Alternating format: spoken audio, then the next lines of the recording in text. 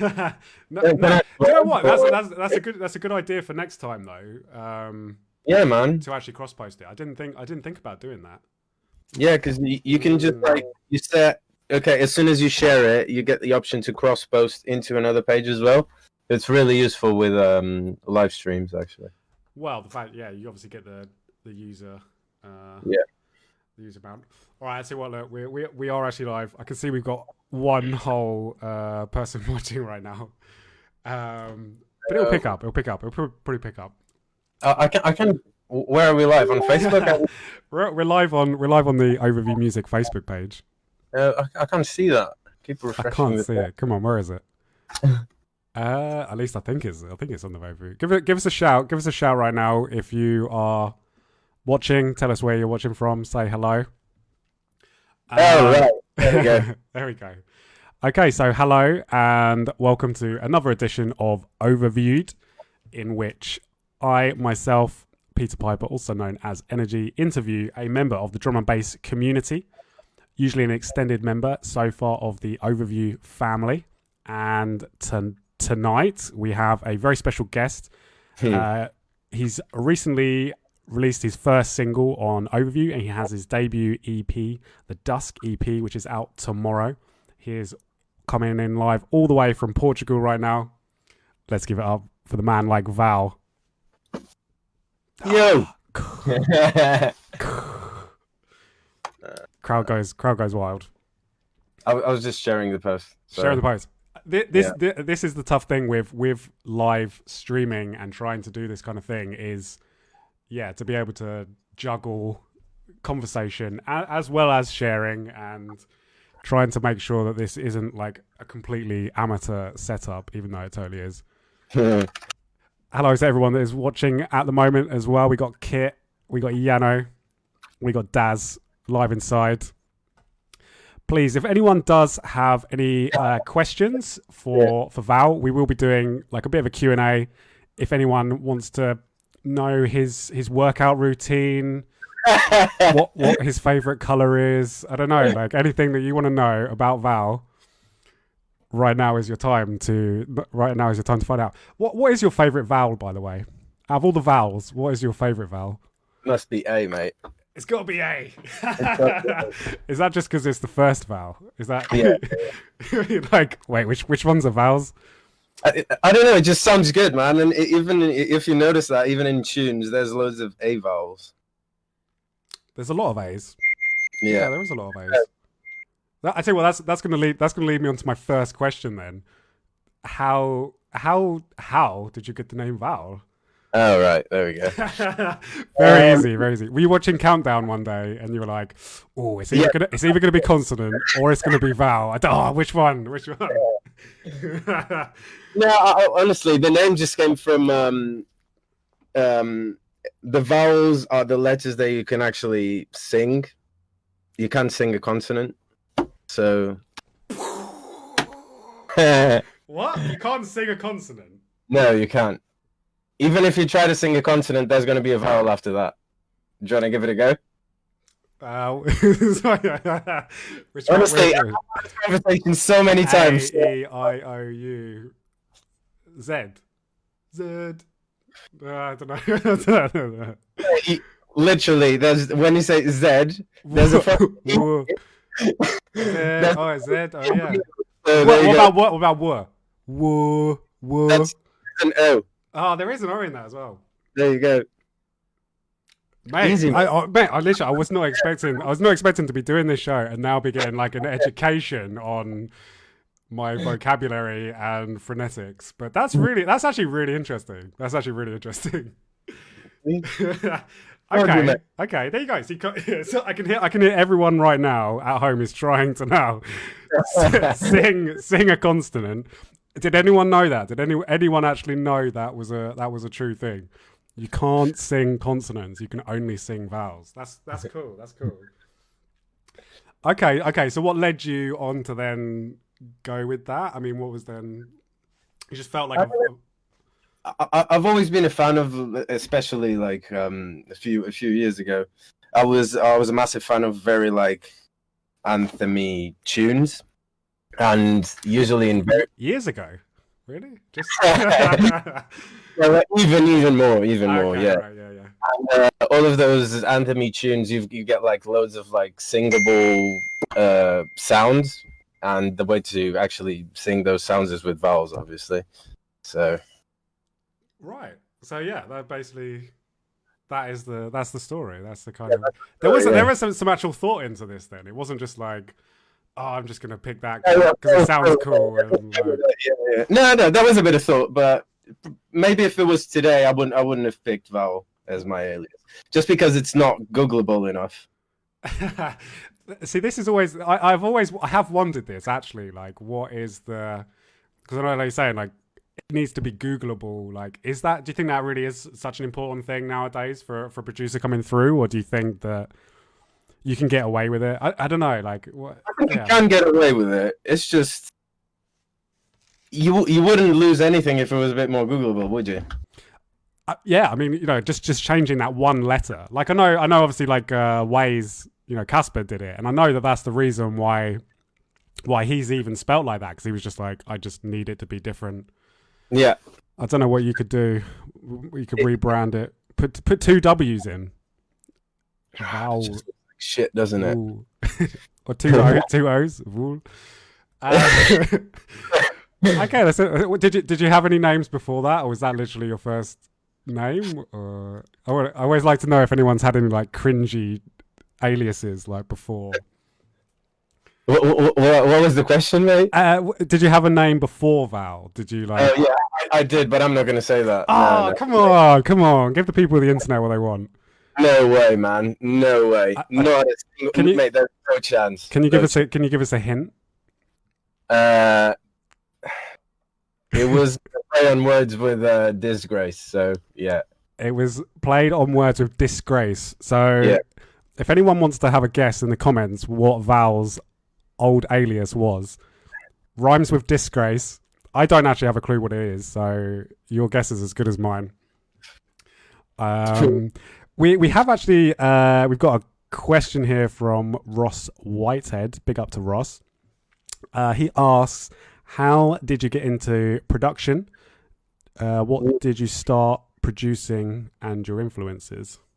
Okay, so Going back to the start. first question. So I started basically when I was in secondary school. I decided to study music production, but I didn't really like it, and the school was a bit shit. So I was literally there just to, all right, I just want to pass, fuck it. And the school was really bad, so I didn't even make any effort. And then I was a bit like I don't know what I want to do with my life, and I just decided to apply to uni in the UK. I moved to the UK near London, and I started to learn how to actually make music. And yeah, I was studying music tech there. I didn't like that uni either, so I thought 3 months, packed everything, sold my car here in Portugal, and moved to Bristol. And then applied there for uni, and everything went well. And that's pretty much it. Wow. Yeah. Okay. So you only lasted 3 months at that other university. Yeah, because mate, I was working as well, and I was only going to this one lecture, which was like sound design stuff, which is Right. the only one that I really liked. The rest was really like orientated for like radio and stuff. Wasn't what you wanted to be doing. Yeah, and yeah, just decided to make the move to Bristol and just risk it, and yeah, everything went well. I mean, I think that's like a little bit of it's kind of like the dream in some respects, isn't it? Like packing all your stuff, selling all your stuff, and then just going to Bristol and just seeing what happens. Like, that's I really respect that because a lot of people would maybe would wish that they could do that, or like, I'm gonna move to Bristol and go where drum and bass is, but to actually do that, is it's pretty good. It was a bit difficult at first because obviously I didn't know anyone in Bristol. I was lucky at the same time because I moved there with my girlfriend at the time, and that really helped me because otherwise it would have been on your own. Like, literally like, but yeah, after a few months, everything just turned out all right, I guess. How long did you last in Bristol? You were in Bristol for quite a few years, right? Yeah, like almost 4 years. Yeah, almost 4 years. Wow.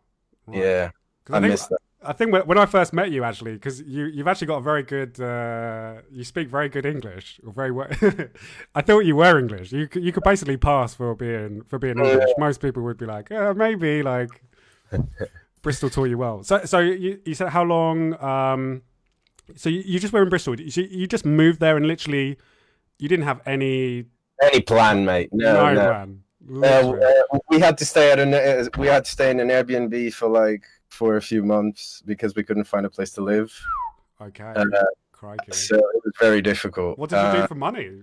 Like, if you don't mind, I don't know. Like, I sold my car, didn't I? So you had a little bit to kind of, a little bit to sit on, but not like that must have gone. That must have gone quite quickly. Yeah. And then I managed to get a job, even though I didn't have like a permanent address and stuff. So, mate, it was a fucking mess. It was a mess, mate. Trust me. But then you said you then applied for going to uni at Bristol. Yeah. Yes, music. Yeah. Okay. And what were you doing there? Electronic music production. Okay. Yeah, it was really good, man. Really, really good. Honestly, I wouldn't have chosen anything else because it was fucking great. Really, really good. I mean, especially doing an electronic music production course in Bristol, like yeah. You must have been. Is there anyone that you were studying with that like? Shout out with anyone that is like Extraction. Yeah. Who's that? Extraction. He just released his EP on Delta 9. Yeah, big up. Who else, mate? There's more. I was gonna say, really off the list. Kid Jones and Finley, Freshney. They both study there now. There's more. Who else? I mean, this is how it gets with Bristol. It's just like, yeah, him and them and him and them. Yeah. But I don't remember of anyone else. I'm pretty sure there's more people there. The other part of the question was, what are your influences? So, influences. What would you say are your biggest influence? Well, when I first started making music, it was a lot because of Mephius and Face and Noisy, of course. But nowadays, I try to just like grab influences from like other genres and other artists. Actually, some of the artists are going to be featured on the playlist that I've prepared for Overview, so you guys can check that out, because I've included loads of non-DNB tunes there. So, yeah, just a bit of everything. I love a bit of techno, love a bit of electronica, just loads of different stuff. So, yeah. That actually leads on to another question here from Matthew Smith. Thank you, Matthew, for giving me another question. Okay, Museum. He says, have you ever made anything other than DNB seriously? Just halftime. Is that just halftime? Do you want to? Like, is that something you could see? Not for now. I mean, I used to love it, and actually, the first tune that I ever released was a halftime tune. It was a really, really weird tune. You can play that if you want. So the first tune you ever released? Yeah. So, what's it called? I'll send it over. Is it with your original alias? That's all I want to know. No, it's with this alias already. So. Oh, okay. All right, I'll send it over. Hello to everyone that is watching right now. This is the organized chaos that is the Overviewed podcast. Well, hopefully there's be some interesting things.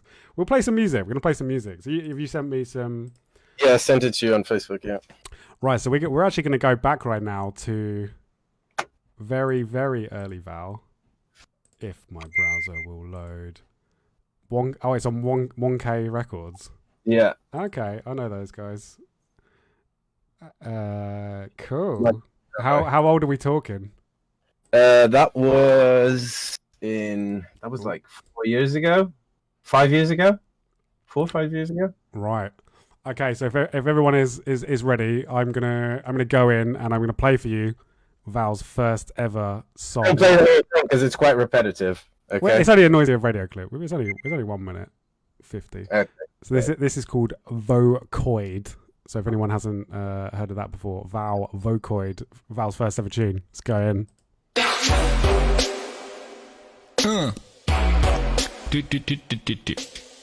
This is a Vocoid by Vowel on 1K Records. Great name.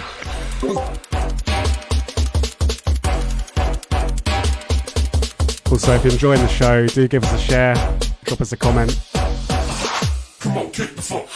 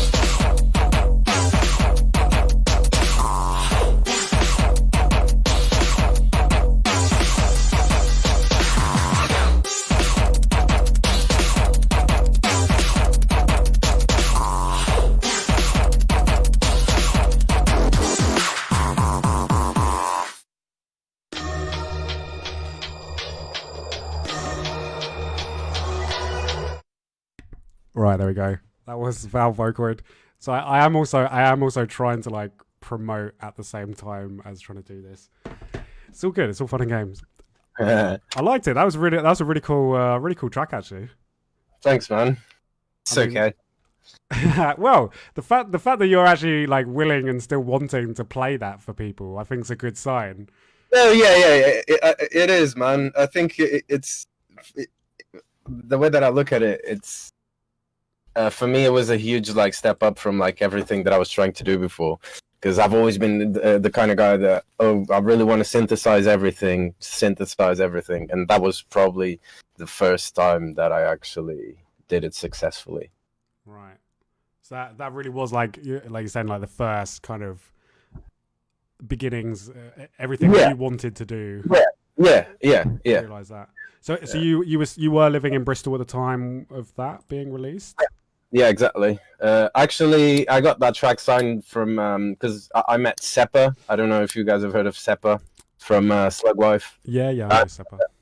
I met Seppa there, and I sent him the track, and he was like, "Yeah, let's put this out." And I was like, "All right, cool," and that was it. The rest is history, as they say. Yeah, pretty much. There's an interesting question here. Is 3-minute tunes the future? Dusk is so dope. Do you prefer shorter tracks? This brings me to a bigger question. Now streaming killed the 5-6 minute DNB tunes.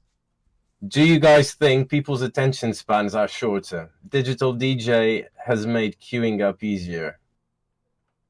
Oh, this is a spicy question.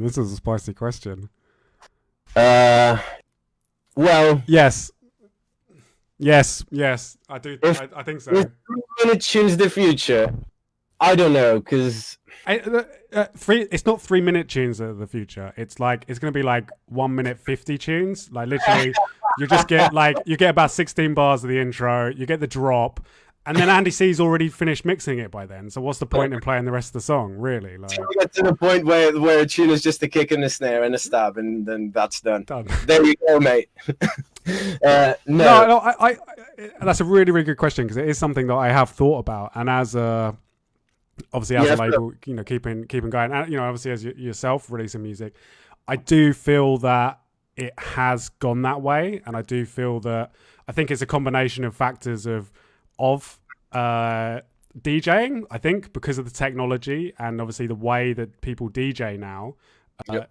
Talking about people like AMC and Andy C and Subantics as well is terrible for it as well. We'll give it.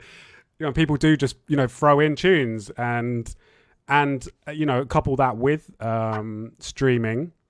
And the kind of like algorithms and Spotify friendly music, like maybe do people want to sit down and listen to a 5-6 minute tune? Drum and bass tune. I mean, it's not quite how it was. It's not like say back in the 90s with Timeless and things like that, where you'd make. I mean, Goldie released that tune, Mother, wasn't it? That was like.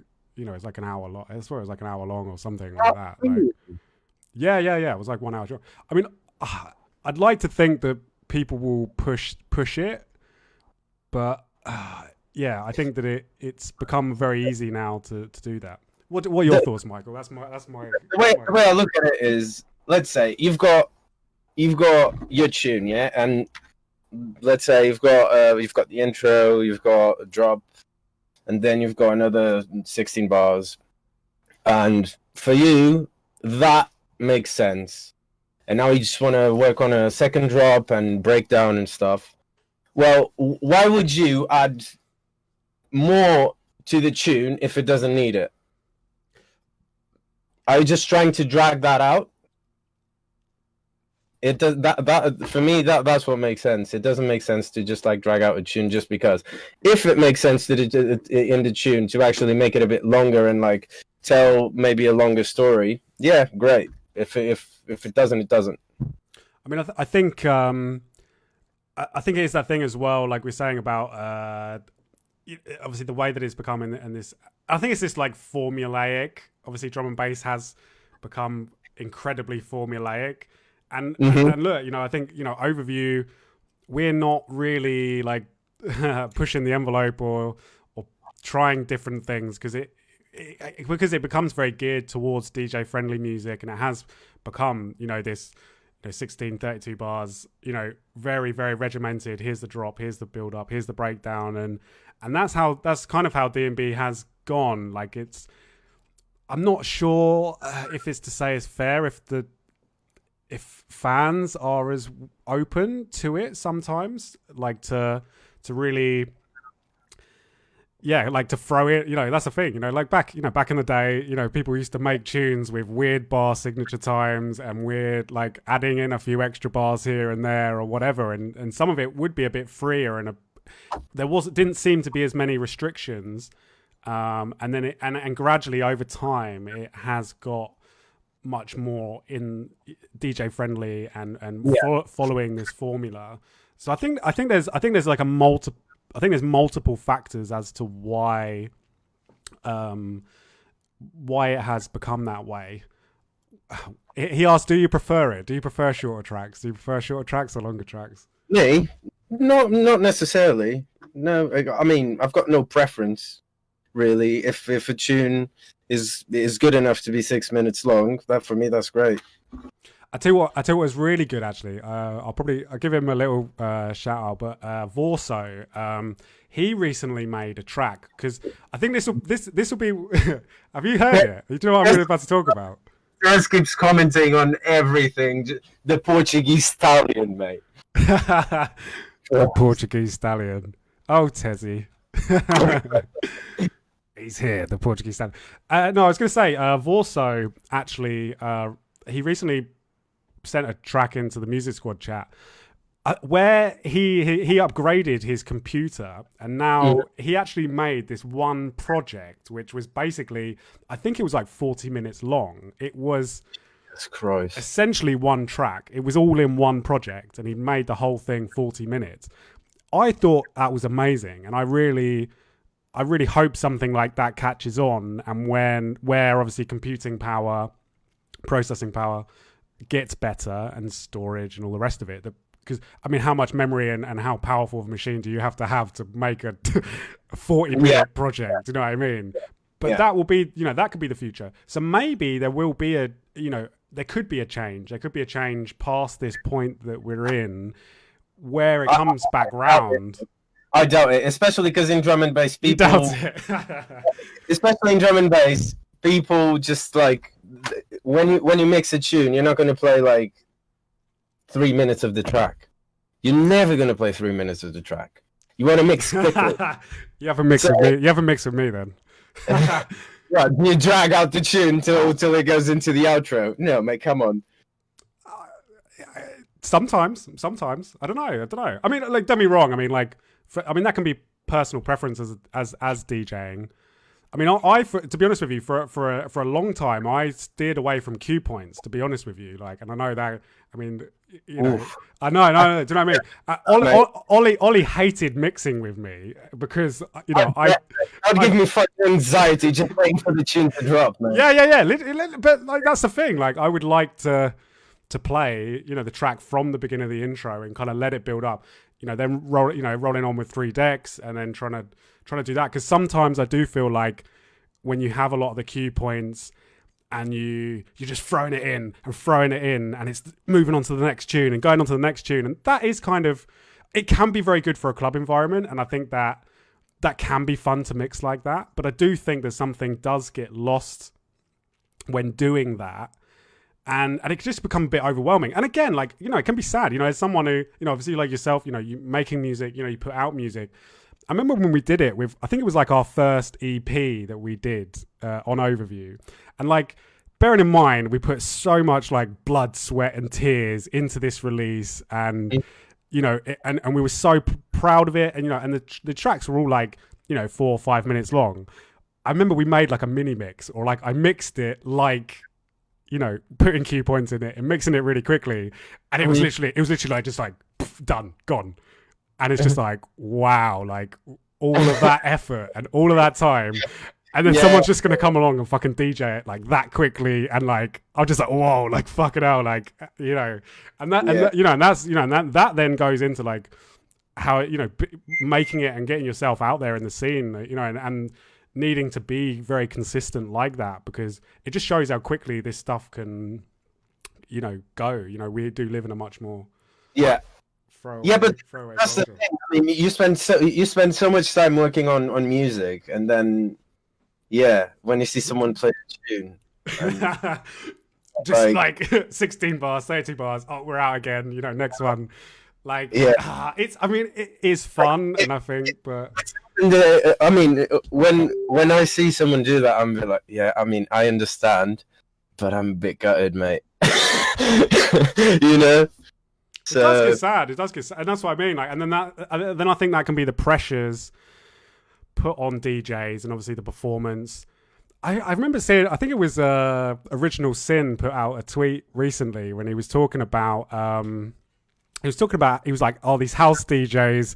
They sit up there on stage. They maybe play like 20 tunes in an hour. They're just sitting back having a fucking great time. Like, genre, mate. So... but I mean, like, it's still. I mean, look, don't be wrong, but then that's how, like, the style and the vibe is obviously gone. Yeah, I mean, slower as well. So obviously, like 16 bars in a 120 tune. 16 bars is gonna be longer in time than in a drum and bass tune. Yeah, so. But I still don't think those. I drag it out a bit more, but that's because the genre in itself. I think. Maybe. For example, listen to techno, you kind of like get into that loop. You need time to get into that loop. When you mix a tune in, and I think it makes perfect sense to drag out the track a little bit more. A little bit. I mean, a little bit, just a little bit. Honestly, it makes perfect sense to me, because otherwise it would just be you're getting into the mood of a track, and if you're mixing another one in already, you just get a bit confused. Yeah. No, that's it. But it's an interesting point and observation. And again, like, you think in an average DJ set now, for an hour. That DJ may play 80 tunes. Do you know what I mean? Like, that is way, mate. No. But come on. I don't know. That's that's the vibe. No. Really, really great question there. We've just had this has definitely turned into like the political D&B hot take question. If That place, please. if anyone does have any more like really interesting questions like that, please, because that's I could talk about that kind of shit for a long time. I should be writing down the questions or some shit. It's all right. Missing R's are white noise tunes the future, or brown noise tunes will take over soon apparently. White noise tunes the future. Mate, come on. White noise been around for so long. He knows it. He's just taking a piss. He's trolling. Got a few people.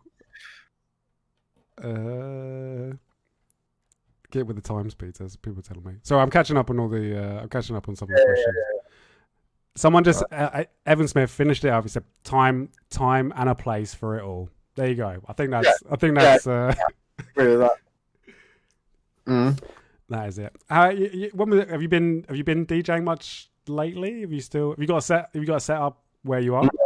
No, I don't, and I fucking miss it. But you got a set to do for stay at home. Hey, I've got that sorted. You can still DJ, yeah. Yeah. I should have double checked this just before confirming your booking. I'll be like, you can DJ, right? Yeah, I think so. Yeah. But obviously, I mean, it's not like you're playing an instrument, or you can't really forget how to DJ, can you? You don't really need that much practice, can you? I disagree. I think that I think you. Don't be wrong. I think once and again, I think with the technology and where it has made it easier, I still think that you need to practice and you need to keep up with it and you need to know your playlists and know your tunes and be comfortable with mixing and being able to transition and take it places. Like the basics, I think are is like riding a bike, but it's another thing fucking riding in a competition. Do you know what I mean? I know exactly what you're saying, but the thing is, usually when I go play a set somewhere, I tend to just like prepare the set because I know that this tune goes well with this one, this one, this one.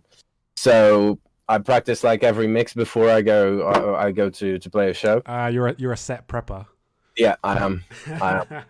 I'm there to just like to give a vibe to the people that are there, and I believe that I can do that much better if I do that.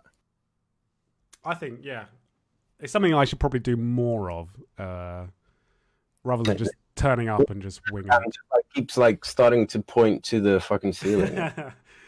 It's okay. Matt asked a couple of questions. You ever use Superior Drummer or Addictive Drums? What's your process with drums, if not? Okay. Nerd question right now. Nerd question. Okay, Superior Drummer or Addictive Drums. I use both. I prefer Superior Drummer because it's incredible. It just sounds a lot better. The problem is that it just takes a little bit longer if I want to like freeze the track and flatten it, so bounce it. So sometimes it just like stops with and I've got a pretty good computer, but it just stops with the loading window, and that annoys me a bit because if I'm on the go and I just want things really quickly, that happens. But yeah, Superior Drummer all the way. You've got a lot more control. What's your process with drums? If not, just Serum. I've started using Kick 2 for kicks again. And for snares, it's just pretty much Serum with the transient, and then another Serum on the same track. Just create an instrument rack with white noise or other noise, and then I should just start layering maybe some claps, Foley sounds, or even Superior Drummer as well. And it's everything along those lines, without going too much in depth. We get a free Vowel tutorial lesson right here. Yeah. Jack asked, do you use much hardware when producing? No, the only hardware that I've got are my 2 speakers and my computer. That's it. Would you want to? Have you thought of doing it? Have you thought of making an investment, or you think it's not needed? Yeah. Mostly, it's not even because I need it for my music, because I'm probably not even going to use it that much. It's just more for those moments when you're just like bored in the studio and you just want to like freestyle something on an actual piece of equipment, you know. But yeah, I've considered. Maybe when you get the money in for your EP. Yeah, exactly, mate. Spend it all on a new synth. Sounds good. We have Hugo here asks, any go-to soft synths or hardware that you used or used lately? Soft synth Serum, Vital. It's a new synth. It's really, really cool. But I've had a few issues where it was crashing the project, so I haven't used it in a project yet, just on like some sound design sessions. And there's Faceplant that I don't use that much, but I sometimes use it to make some respaces because the FM is super cool in there. And that's pretty much it. For soft synths, that's the only soft synths that I use, yeah. That's it. Okay, there we go. Any good tips, any solid tips that you would give any sort of like budding producers out there? Me? Solid tip? Solid tip. Give us a few Vowel's top tips for producers out there. Although, should you be paying for this information? I don't know. It's just top tips is just, I think it's really important for producers to listen to music outside of drum and bass. And I've seen myself in that position where I was focusing so much on other artists that I admired that it kind of like just fucks up your creativity. And then you can actually write a track that you're like, yeah, this is cool, but it can be a bit underwhelming because you're constantly just like comparing it with those producers that you aspire. But if you try to look for other influences from other genres, other artists that you actually like outside of drum and bass, it helps you to like develop ideas and just getting other understandings of like songwriting and stuff as well. That's a good tip. I think it could be very easy. You know, you're saying even it's like subconsciously, if you're listening to so much music within one genre that you're gonna end up sounding like it, or you wouldn't even realize. Like exactly. Actually, funnily enough, I was listening to loads of like melodic electronica and like loads of melodic like techno and stuff, and I didn't come to the studio for like a week because I can't remember why. But then I came back and I was like just writing some melodies. But then I was like, this doesn't really work in drum and bass. You know? So that can happen as well. It's good to like keep your focus on, but at the same time try to get inspiration from other genres. That's Val's top tip right there. Brought to you by OV. We have another good question here from Evan Smith. Evan Smith seems to be doing well conducting the questions. Please do keep them coming because we could talk about this for a while. So Evan asks, what do you guys think will be the longer lasting effects on the underground music scene? Do you think Patreons will fade once clubs and festivals are open again, or do you think Patreon has opened a whole other permanent revenue stream for artists and independent labels? That's a fucking sick question. I like that. I like that a lot. Okay, you go first because I know I've got my answers to this. I'm excited about this one.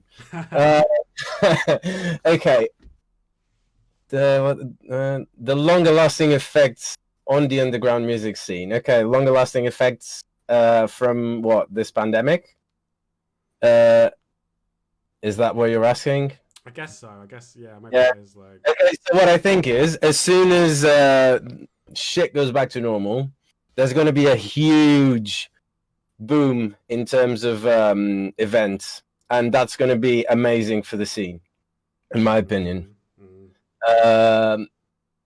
Will the patrons fade once clubs and festivals are open again? I don't think so, because I think this was a bit of an eye opener for like artists and labels that are creating patrons, to see that there's other ways to get more revenue into their craft.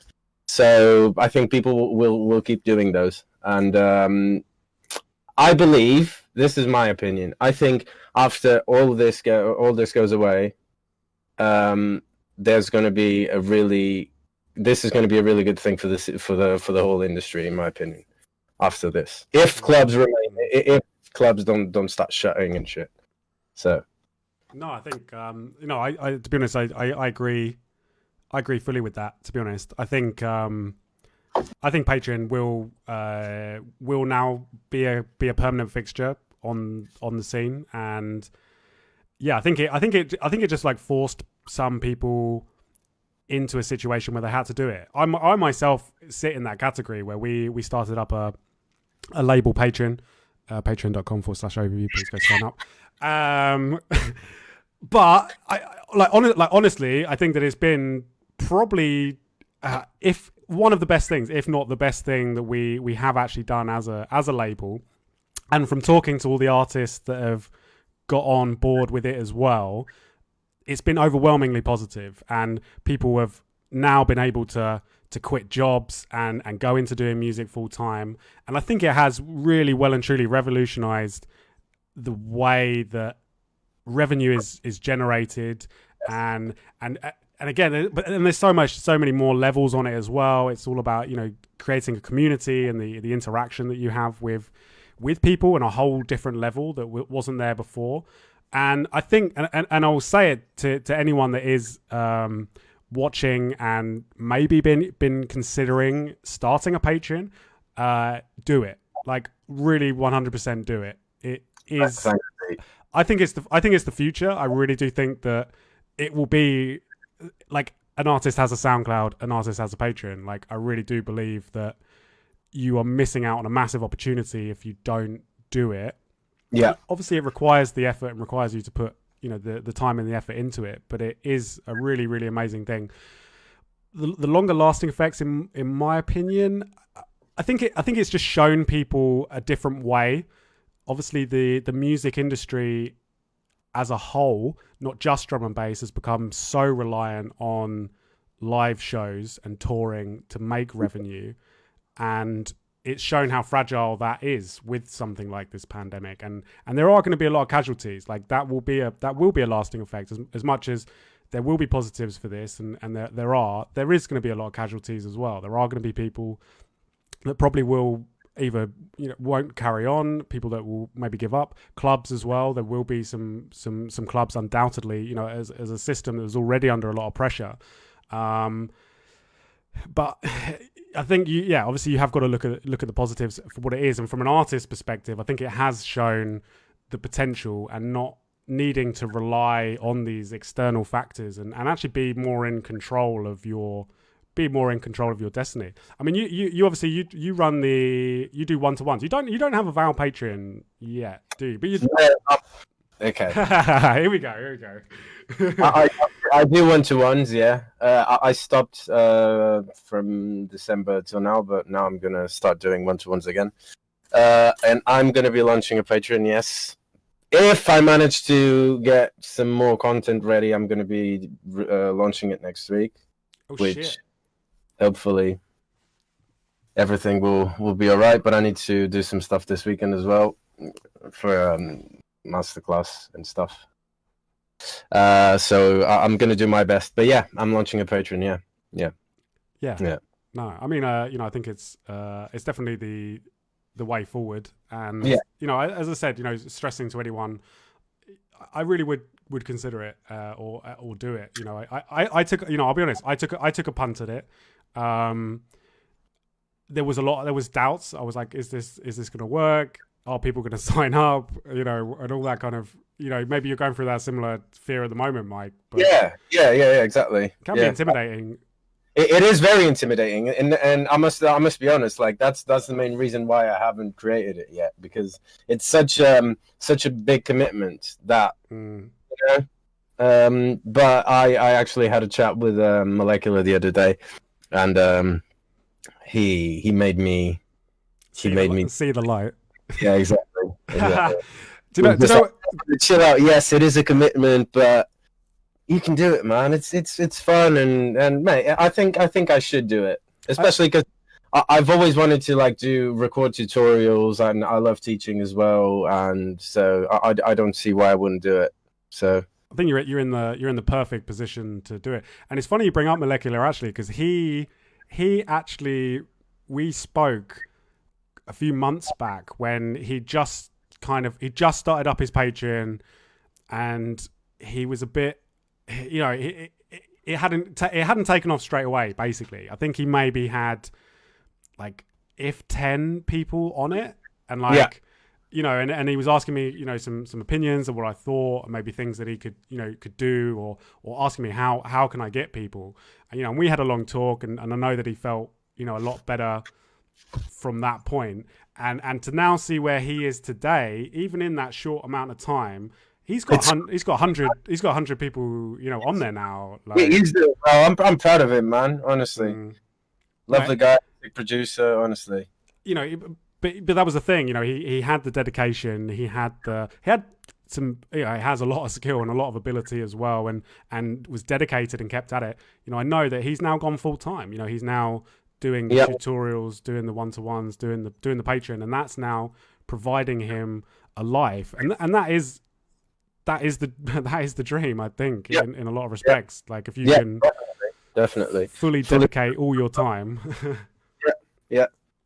Yeah, and I guess it also helps you to just like keep motivated to just like do music, you know, or music related stuff as a producer, because, you know, sometimes there must be like some days where you're not really like feeling it in the studio or something. But if you need to like make content for your Patreon, and you're constantly like interacting with your patrons and stuff, I guess that's also very motivating as an artist. Yeah. Definitely is. And again, you know, you can. So I like. Sorry, I was just going to say I like that Evan Smith said he loves Patreon, by the way, but my bank account doesn't know. I want to sign up to that Patreon and that one, and oh fuck, yeah, that is maybe the one thing. Okay, Hugo said, any music recommendation, freshly outside overview or your album, my EP. No, we're not. You have to just listen to Val's EP on Overview. That's the only music recommendations you're gonna get. Go listen to the EP. No, I'm joking. Go on. Give us some recommendations. DNB or not DNB that inspired you? I guess Shokunin had like a bit of Bonobo in it. And I don't know, just Lorne maybe. Well, I'm just gonna tell you to just like listen to the playlist that I've to the selection of tracks that I've added to the overview playlist that will go live when? Is it not live right now? I don't think so. Is it? I was gonna say, why don't you pop it in the chat while we're here? I haven't. Okay. I was supposed to make some artwork for it. I haven't done that yet, but. Wait for the artwork. No, we still post it. We still post it because people might actually. Okay. People might actually go ahead and listen to it. Actually, you're going to, because if anyone wants to hear Val's influences, we can actually do it right now. I'm copying the playlist link. Are you copying it or am I copying it? No, you copy it. Okay, so I'm just, if anyone wants to, we have got a fresh overview playlist. Val. Sorry, concept, of course. James, no. I'm a huge fan of that guy, honestly. I'm obsessed with him. But I didn't add any Dorian Concept to the playlist just because I've stopped listening to him for a bit, just so that I don't get bored. I'm looking for. Where do you stand on the use of the sync button? Oh my god, I love this. Is someone really? Okay, let's have this conversation then. Let's have it out. Sync, sync, not sync or no sync. To sync or not to sync? That is the question. To sync, yeah. Sync is great, man. Honestly, sync is great, especially when you've got like tracks. When you've got tracks that have got like an intro that is quite difficult to pick up on the actual like markers. for you to actually get the tempo. I think it's great, and I honestly nowadays I think it's bad that you go and play a show and you hear a massive clang. I think that's really, really bad Yeah, really, really bad. because you've got technology to assist you with that. Honestly, even if you just use it like as in like emergency button, you know, this isn't working. But then, like part of that, like there can be that kind of, there can be like that. Not, you know, okay, look, if it's a complete fucking train wreck of a mix and whatever, but you know, like a little beat out and then the DJ working to try and, you know, get it back in, you know. Obviously. When I say like a massive clang, is like probably it's that's exactly it. It's everything just out. You know? Yeah, no, I know. That's just my opinion on it, honestly. In my opinion, I don't know if I stand on either side. I think that there are, as you know, as Mike explained there, you know, reasons why people sync, and I can see the benefits of it, and it can you know, allow you to not have to worry about the beat matching side of things and be able to just focus more on other aspects of it. But I do also get that kind of like, you know, real DJing is about, you know, beat matching, using your ears, and sometimes I find that I can find it more fun to have that kind of challenge. Like, I think that syncing can take away a little bit of that in terms of like really getting into it and really feeling connected on a deeper level. I can agree with that. Yeah, I can agree with that. It can get a bit like, it just feels like, oh, sync, everything's flying out, and you're not really quite sure. You know, it's all a bit easy. So there's, you know, that, I think that's it. I think there's, you know, there's good points and bad points. I don't think that people should be chastised for using it. But then on the flip side of that, I don't think people should not agree because people think that, you know, they shouldn't use the sync button. It's a controversial subject, especially for drum and bass, probably more so than any other. Yeah, because it's DJing such a genre scene, you know. So it's a very technical. Yeah, I mean, that's it. You know, it's a very technical thing, and I can see why people get a bit upset with it. And I think that because you know, syncing and the equipment has made DJing so easy and so accessible that, again, that comes with good things and it comes with bad things as well. In terms of, more people can get involved, but then maybe the quality can kind of go down, and, you know, there's now everyone's a fucking DJ. Do you know what I mean? And you know, yeah, of course. But I mean, let's say if you're a producer or whatever, you make music, someone books you to play a show. What's the issue with you like using sync? I don't see any issue with that. I don't think so. I don't think there is an issue. Yeah. I don't use sync. I use the increments. Funny enough, it was if Tez is still watching, big up to Tez, because the 0.58. Yes, okay, so he's taught you as well. Do you use that or not? Mason did, actually. Mason taught me that. Okay, right. Yeah. I mean, to be fair, it was funny enough. It was when I went to Australia, and it was over in Perth, and I wasn't using it at that point. I was fully still beat matching, using the pitch, you know, on CDJs, and then Tez was just like, "Bro, what the fuck you did, mate? Like, fuck you don't use the fucking increments." I'm just like, "Oh, what?" And to be honest, from that like that experience, like I kind of haven't looked back from that. And essentially that is no different to syncing. I mean, really, although I'm not pressing the sync button, there is a formula, and you I don't know if anyone does know about the formula, but it's what a lot of top DJs use, and it does it works so well. Like, it really does, like it does nail it. And at least you're moving the pitch. Like we got Evan Smith is going in here tonight. He's got he's got I like questions, yeah. Oh, Dubhead is here. Hello, Dubhead. Evan Smith asks, how do you guys go about putting together a DJ set? I find it hard as fuck to settle on tunes with the sheer amount of music that comes out week to week, and also older tunes you want to play. It can be hard to choose. It might just be me. I mean, can I go first? Yeah, no, mate, please go ahead. This is your interview. It's not. It feels like it's turning into my interview as well. Sorry. No, we'll just have a little chat. That's it. Yeah. That's So for me, I'm usually quite picky with the kind of music that I want to play and with the tracks that I want to play. So sometimes I find it hard to actually make certain tracks work with each other more than actually having loads of tracks that I want to play, but I can't fit them all in. So for me, usually the issue is finding the right mix for these amount of tunes that I've got here that I really want to play them.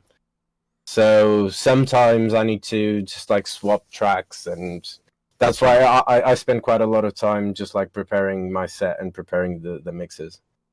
That's proper. Yeah. I mean, I think there's definitely like two schools of thought with it. Putting in a lot of that pre-preparation. I feel like it's something that I personally haven't done enough of. I've been DJing a long time now, and a lot of it has just been kind of winging it. But sometimes that's not always the best thing. Like I know people sort of go, I don't plan sets, I don't prepare what I'm going to play, I just go with it. And I think if you do know your playlists well and do know your music well, that can be good. And I've had some very fun sets doing that. But other times you can end up getting a bit lost. I mean, I similar to you, I tend to like tailor, the set depending on where I'm playing. Maybe in terms of I'm playing this, I'll make a playlist. 30, 40 tracks. Like this is what I'm going to play. Sometimes that really works. Other times it's not. Like I'm not gonna lie. Like sometimes I actually turn up and I'm like, I'm not feeling these tracks. Like why did I pick these? I don't know. It can happen, and again, like depending on mood or whatever. And this is where I go back to practicing and learning and really being on it, because that I think is what will then end up making the DJ sets much easier, because you're in tune with what your tunes are and what your music are and what you want to do. Like some of my best sets have been more like that. I think one of the best sets I remember was actually, funny enough, was in Australia, and it was we played in Perth on the second week of the tour, and then the last week was Melbourne. And bearing in mind, I must have literally I must have mixed like every single day out there, because it was just like that was just like all we were doing. So then by the end of it, I'd been mixing for like 3 weeks straight. Tez had then taught me this new increments thing, and I was just like, right, fuck it, I'm going in tonight, like. And I literally just put in, I was just like, my play, I was just like, I'm not mucking around. Like, this is going in with my fire, of my most absolute fire. And I just remember, like, I can't even remember really what I even fucking played. It was just like one of those experiences where it all just like, it just flowed and worked and went out. And yeah, I'm gonna get back on that. So making me now getting like, I'm getting like, oh fuck, I really want to go like mix somewhere or. Oh mate, I wish I was in Australia right now. Yeah, or fucking or New Zealand. Sorry, I was going to say New Zealand's popping off at the moment. Oh mate, didn't even want to think about it. Where was the last set you played? The last set I played was in Prague at Cross Club. Okay. It was literally just before the lockdown. There were people with masks already in the airport, and I remember this lady. She was with her daughter, and they were wearing like these latex gloves, and they were putting like hand sanitizer on outside the gloves. Maybe that might work. Squeeze it inside the gloves, maybe. Whose night was that? Whose night was that for? It was, mate. I tell you what, that is somewhere I would like to go. It was for Double Trouble. They've been doing nights there for ages. Basically, I think the concept is to just like grab like they try to get up and coming artists to just go and play a set there like every month or so. Such a sick club to play at. It's incredible. Yeah, no, I've seen some photos of the place. That place is all like metal, like Yeah. No, Back to back with Tez, I think. Was it back to back? Just before. No. Yeah. Just before Let It Roll, I think. Yeah. Right. Yeah. I think it was. Yeah. Mm. Oh God, I missed. Tez, when you say Tez, by the way, it's Terence and Philip. Yeah, sorry. Yeah, no. If we have mentioned Tez, we are shouting out Terence and Philip, who also was living in Bristol. Yeah. Bristol a little while ago. I tell you what, should we play a track? Should we play a track off the EP? Maybe. Yeah, might as well. I think while we're here, any particular track that you would like to play on the EP? Let's just go with Shokunin. Because we mentioned it. This is who was it influenced by? You said. It's got a bit of Bonobo just because of the weird or Oriental kind of vibes. Yeah. All right, so we're going to go in with a track off of the EP here. This is Shokunin, which is going to be out tomorrow on Beatport and Spotify. Going in.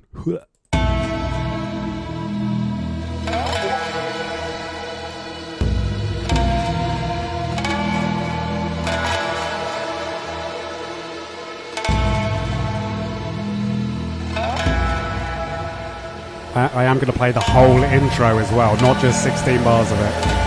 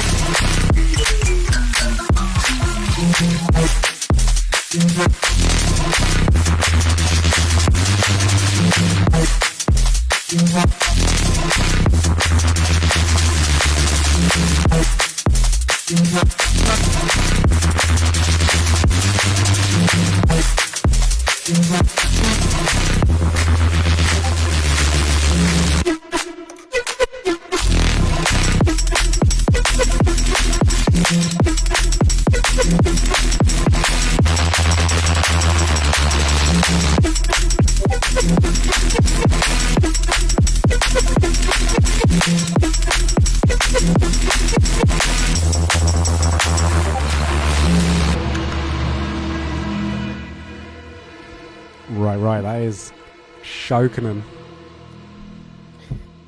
That is going to be released tomorrow. Evan, it is going to be out on Bandcamp tomorrow as well. I don't usually put them on Bandcamp on the same day of release, but I am tomorrow. Don't tell Beatport. Sorry, Beatport. It is exclusive. Here, did you expect your tune to be played by MC at Let It Roll?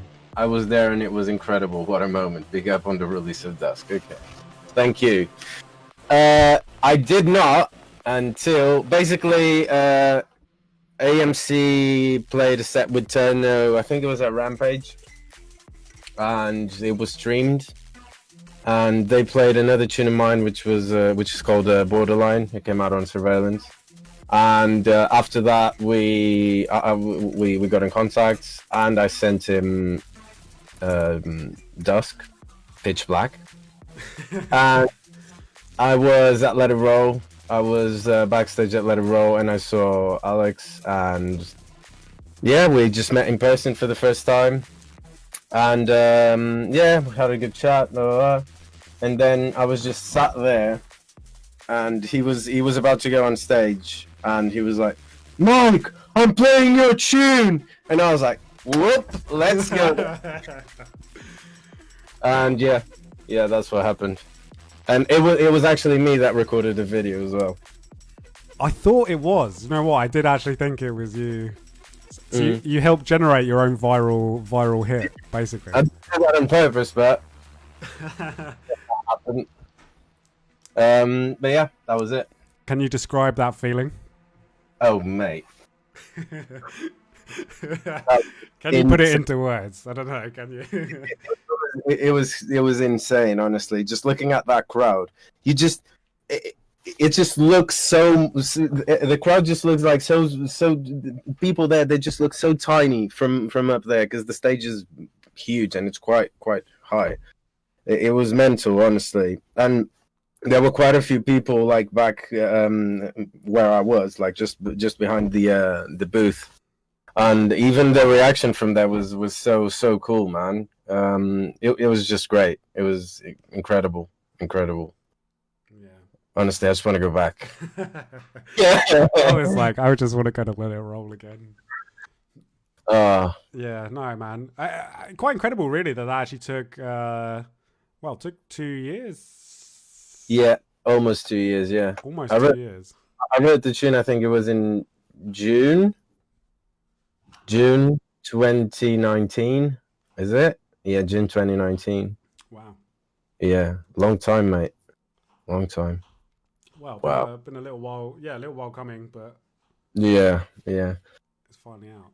Yeah, but the whole thing of like moving to Portugal and stuff, it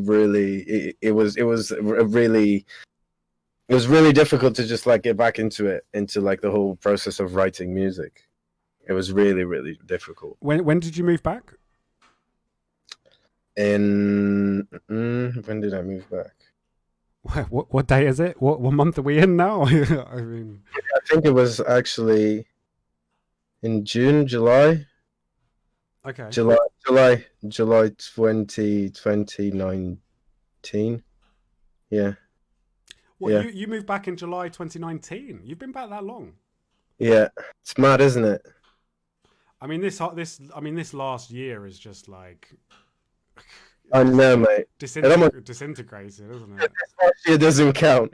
It doesn't count. It doesn't feel like it's like a bit. It's like we've hit the pause button, and like, yeah. I know what you mean. Like time has just got very weird. So it was quite tough then to move back. I mean, did you want to go back? I mean, what was the? I mean, not to like ask too many personal questions, but no, it's fine. Yeah, no, I did because obviously, if I were to stay in Bristol, I'd need to get like a full-time job, and obviously the music side of things would need to just calm down a bit, and I didn't want to lose my focus with music. But the thing is, when I moved to Portugal, that's exactly what happened. What you had to go get a job. No, I didn't get a full-time job. No, I got a job as a teacher. Yeah. I teach production at a school. Just a part-time thing. I've really enjoyed doing that. Yeah. But I lost a bit of focus with music because it was a massive change for me. I was used to just like being always surrounded by people that were into music and drum and bass and just like chatting. I mean, I was living with James Extraction, Charlie Briggs, and I miss like just having like those conversations about music and music production. And when I moved back here, I was a bit like, okay, there's almost no drum and bass scene in this city, so I'm a bit like, okay, I need to deal with this. Right. So I just had to get my focus back, and yeah, that's it. But it took a while, man, and also I didn't have like a place to set up my computer or anything. which then I found this space here, and yeah. Wow. How long do you reckon you took out of producing then? After 6 months. fuck, really 6 months. 6 months, mate. Damn. Yeah, it was just without actually like trying to write any music, or because I mean, mate, I stopped fully for like 3.5 months, and then when I got this studio space, I was just like trying to actually write something, and nothing was coming out for another 2.5 months. Right. So yeah, it was a tough time, but yeah, everything's good now. So The positive spin on that story is everything is all right. Well, I suppose that's a thing. Like, obviously, you moved back and then took the 6 months, and then obviously all this shit happened. yeah, man. Which is then thrown in another curveball for everyone. Oh well, Um, what can we do? but mate, Yeah. I think it's positive to hear. Hear that you went through that and obviously come through the other side. Obviously things are good in Porto now. I mean, Portugal seems to be kind of, to give it a little bit of a shout out, there seems to be some good things happening in Portugal at the moment. Honestly, that's so exciting. I mean, there's guys like Molecular, John Doe, myself, Counterpoint. They keep releasing good music as well. Like, there's a good connection between all of us now, which is good. And there's more producers coming up, which is even more exciting. Obviously, Human Nature as well, doing his thing for a while. Mate, it's great. It's great, and that is quite motivating as well. Yeah, that is quite. I suppose that's it for you. Like, you're now like reconnecting with, with your roots. I mean, I don't know whether that's the right word. Maybe I don't know. Like, I don't know. With your, I think there's something in that, isn't there? Your own culture and own country, and people. Like, good to see like some sort of movement and scene in from where I'm from. Which is something that I must admit I didn't feel that way when I first moved back here, but I'm starting to feel that more and more and more. I guess because these artists are getting a bit more like notability. Yeah, is that notoriety? Yeah, notoriety. And yeah, that obviously that's great, and I'm really happy, and for all of us. So yeah, I think from. Obviously, as I keep my eye on what's going on around the scene, and I'm definitely. It's always been something that really, really interests me, as you probably know, drum and bass scenes in different countries, and it's kind of like interesting to see and promising. It's really good to see, that there's something like really strong starting to form in Portugal at the moment.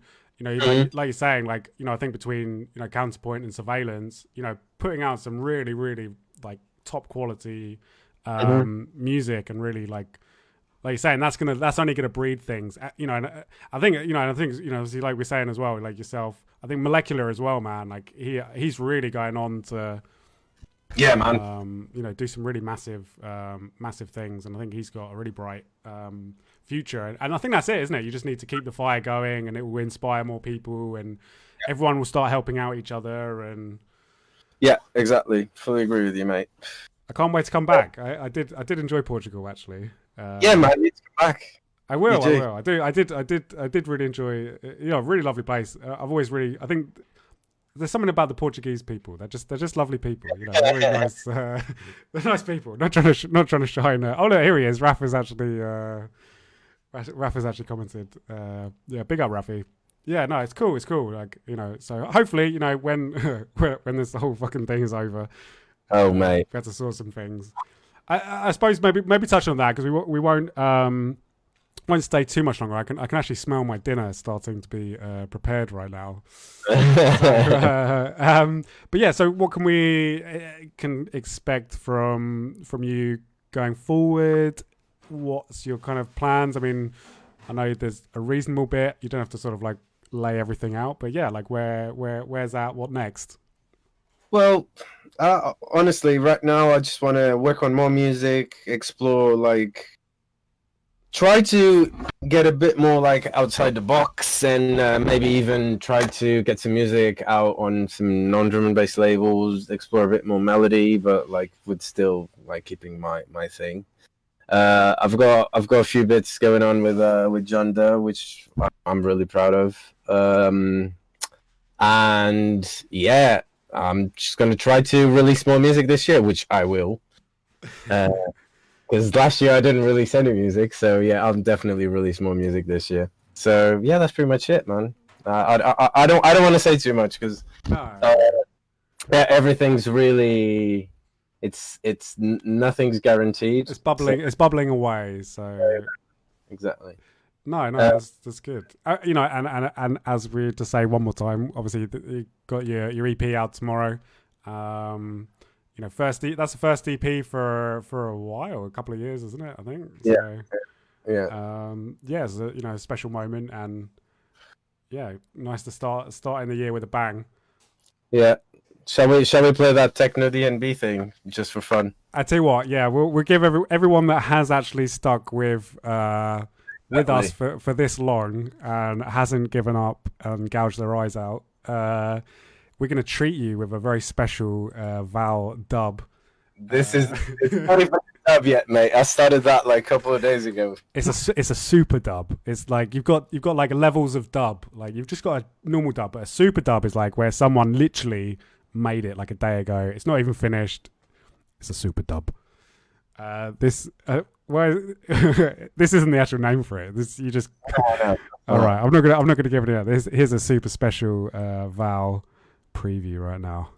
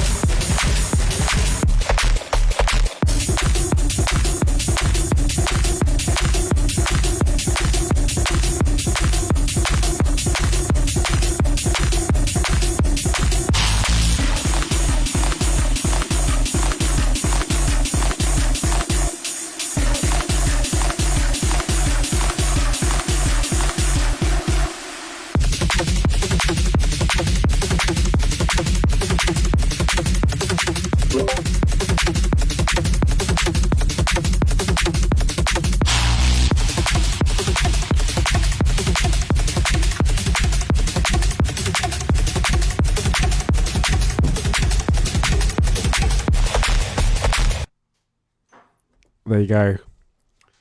Super special Vowel dub that he can't hear. No, we haven't figured that one out yet. I'm loving the techno infused vibes there. Yeah, it was. That's where the inspiration came from. I tell you what, I went to a fantastic techno club in Porto. What's the you got quite a famous one? It's with the long. Went to Garda, yeah. Yeah, Garda, yeah, I did, yeah. Yeah, that was the most techno club I ever went to. It was pretty loose. Amazing. I tell you what, because I'm feeling like. Yeah, we've dragged this out a bit, didn't we? Mate, look, this is fine, man. Look, we just keep this going. Like people, I mean, what has anyone else got to do really right now? Like, let's be honest. Is anyone going anywhere? I don't know about you. I am going to play. I'm going to play Dust Pitch Black just because it's the episode. I think we'll finish the show with a bang, and I say it because Raf actually said amazing how Dusk sounds very fresh, which I think is testament to the track because obviously. Thanks, mate. I mean that I will be honest. Like the fact that did come out or was made nearly 2 years ago now, and that sounds like. What is on the cutting edge of everybody's of drum and bass at the moment. Yeah, to hear that. Actually, when I had a chat with Dave for UKF, he said exactly the same thing. I've never even thought of it, if I'm honest. What was the? How did that track come about? Have you got any backstory on that or? Oh, that one's quite deep. That one's deep. Go on then. I got time. I'm intrigued now. No, it's just that I wasn't like in a really good place at the moment. There was like a lot of stuff going on in my personal life, and yeah, that track was a bit of anger, and at the same time, it was kind of, I don't know. It was like there's like two sides of looking at it. But yeah, that's probably the track that I've written that has more meaning to me, I would say. Right. Okay. Right. So there really is it wasn't just like right, I'm just gonna. That really came out of a moment in your life from what you were kind of going through. I wrote the whole intro before I even wrote the drop. Can I ask, was there a girl involved? Or Yes, there's always a girl involved. There's always a girl involved. But yeah, I wrote the whole intro and then I worked on the drop. So that's interesting. Right. Okay. Well, I tell you what. Now everyone knows a little bit of the backstory. I'm gonna play one more tune for this show, and I'm gonna play for you the title track, "Dusk," pitch black, close brackets, open brackets.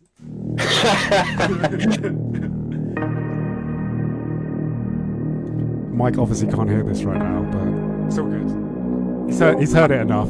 I'll play it from Dropbox. So make sure make sure you get your sound turned off.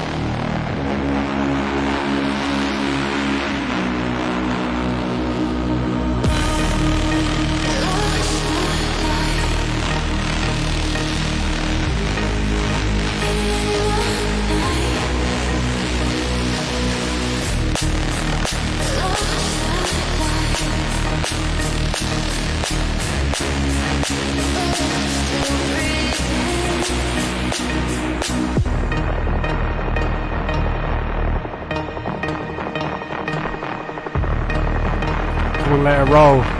You say yeah.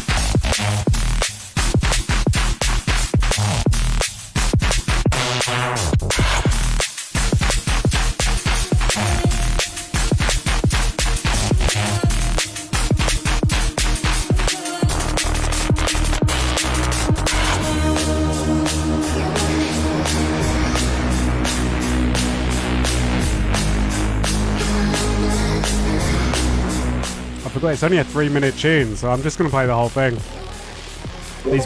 These producers and their 3-minute tunes.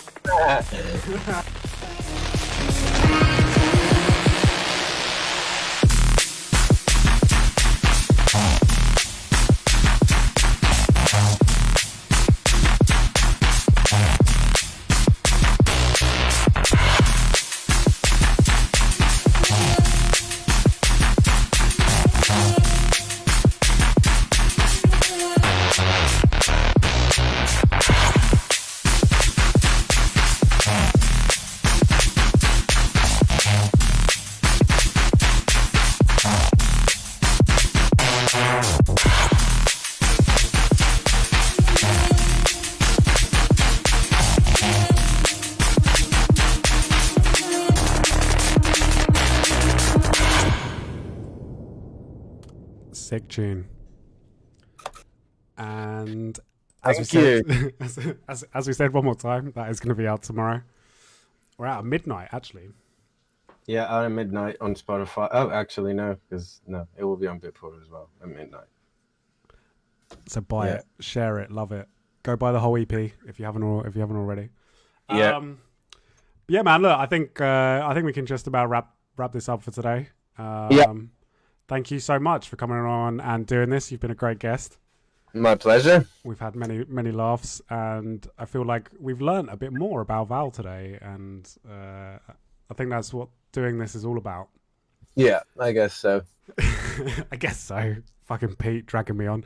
To close off, if you want to just give like a shout out to anyone you want to thank, now's your chance. Wait, let me just get my list. No, I'm kidding. No, honestly, I just wanna thank everyone who's been like supporting the release and all of the messages, everyone that's been sharing it. Honestly, it means the world to me because I haven't released any music in quite a while, and this really, really, this really, really means a lot to me. So yeah, special thanks to everyone who's supporting it, and also special thanks to Overview as well for Fuck those guys. Fuck those guys. Yeah, hope you guys enjoyed it. Yeah, it was a good chat. There we go. All right. Thank you very much, guys. As said, please do go check out the EP. If you haven't already, go and like Val. He's on Instagram, SoundCloud, Facebook, wherever you want to get him. Do go support him. Definitely got a lot happening. Surveillance as well is co-running the label in Portugal as well. Definitely check those guys. And yeah, thank you so much. We'll be back again very soon. Just one more thing.